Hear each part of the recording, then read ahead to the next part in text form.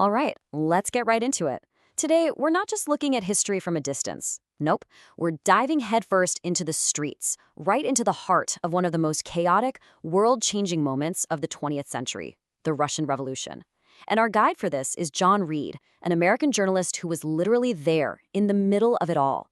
He captured the energy, the arguments, the raw feeling of a world being completely turned on its head. We're going to see this whole thing through his eyes, almost in real time.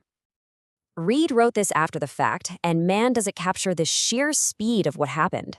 Just try to imagine a society changing so fast, so completely, in just a few days, that the world of last week feels like it belongs in a museum. This quote really sets the stage. We're about to see a change so massive, a 10-day period where everything that seemed impossible suddenly became inevitable on the freezing streets of Petrograd. So what did it actually feel like to be there?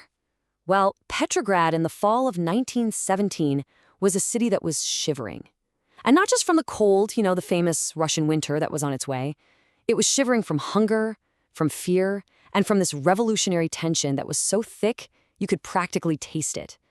It was a city where two completely different realities were on a collision course, and the crash was going to be huge. To really get what happened, you have to understand this one central conflict. Reed saw it as two systems of revolution in mortal combat. So on one side, you have the propertied classes, the bourgeoisie. They'd already had the revolution back in March when they got rid of the Tsar. For them, it was mission accomplished. They wanted a nice, orderly, Western-style republic. But on the other side, you had the masses, the workers, the soldiers, the peasants, and their power base, the Soviets. And they didn't just want a new president, they wanted a new world. They were demanding a total social revolution, one that put them in charge of the factories and the land. These two ideas couldn't exist in the same country. It was one or the other. And if you want to know why people were so ready for a radical change, well, this is it. These numbers tell the story. This isn't just a spreadsheet. This is human desperation.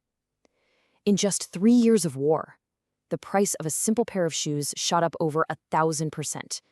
Basic cloth for clothes, nearly 2,000%. This wasn't just a bad economy. This was the complete breakdown of everyday life. For millions of people, just trying to survive had become a radical act. And here's the human face of those statistics. Reed talks about the endless lines, the chvost, where people would stand for hours and hours in the freezing rain just to get a tiny piece of black bread, or milk, or sugar. He saw these lines forming before the sun was even up, mostly women, some holding babies. This wasn't some abstract political argument for them. It was a daily fight against cold and starvation. And that bitter, acrid note of discontent he heard, that was the sound of the revolution getting ready to ignite. The disconnect here is just staggering. It's almost hard to believe. While most of this city is literally fighting for scraps of food, the old world of the rich and powerful just kept on going like nothing was wrong. Reed saw that the theaters were sold out every single night. The educated elite, the intelligentsia, were busy attending lectures and debating art and philosophy.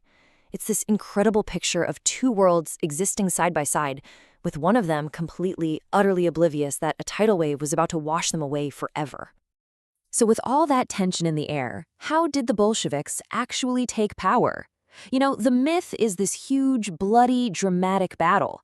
But what Reed actually saw was something else entirely. It was less like a violent storming and more like a quiet, methodical dismantling of a government that had already stopped working. Reed describes the whole thing unfolding quite naturally and openly. This wasn't some secret plot cooked up in a basement. It was a series of precise moves, right out in the open. So, in the dead of night, soldiers from Smolny, that's Bolshevik HQ, they just walk in and take over the telegraph agency, then the post office. By morning, they control the state bank. By afternoon, the telephone exchange is theirs, which means they've just cut the government's phone lines. By the time the Prime Minister, Kerensky, gets out of town that evening, the Bolsheviks control the entire nervous system of the city. And the craziest part? It all happened without a single major fight. Just listen to the confidence in this quote from Trotsky. He's speaking at the Petrograd Soviet right before everything goes down. He's not scared. He's basically taunting the government, openly daring them to do something. He's saying, look, you've got maybe 72 hours left to live, tops. Go ahead, take a shot. All while his own forces are already making their moves. It just goes to show you how much the power had already shifted. The government was like a ghost, and the Bolsheviks were just making the funeral arrangements.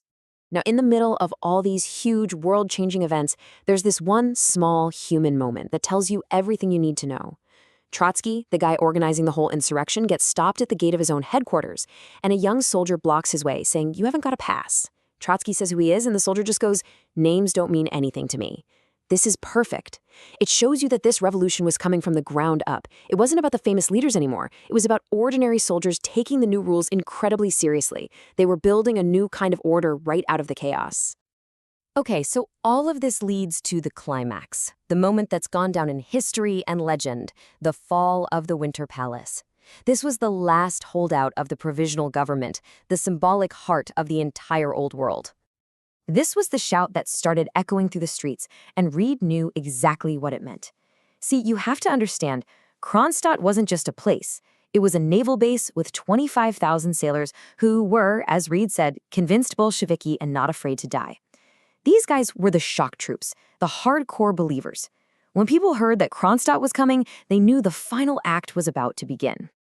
This is Reed's incredible eyewitness description of that final advance. And notice what he says is missing. There's no song or cheer. This wasn't some glorious, happy charge into battle. He paints this picture of a grim, silent, unstoppable force of nature, a black river flooding the city. The mood wasn't celebratory, it was determined. This was the final physical expression of months of war and hunger and anger. So that whole epic storming of the Winter Palace you see in the movies, it's pretty much a myth. Reed was right there, and he says the final moments were almost, well, anticlimactic. The big assault was really just small groups of Red Guards finding unlocked side doors, wandering up staircases, and eventually just overwhelming the last few defenders by sheer numbers, not by fighting. The palace didn't fall because of some heroic charge. It was simply occupied because the power that was supposed to be defending it had already vanished into thin air. And in the aftermath, you get this list of things they took from the palace defenders. And it tells its own weird story.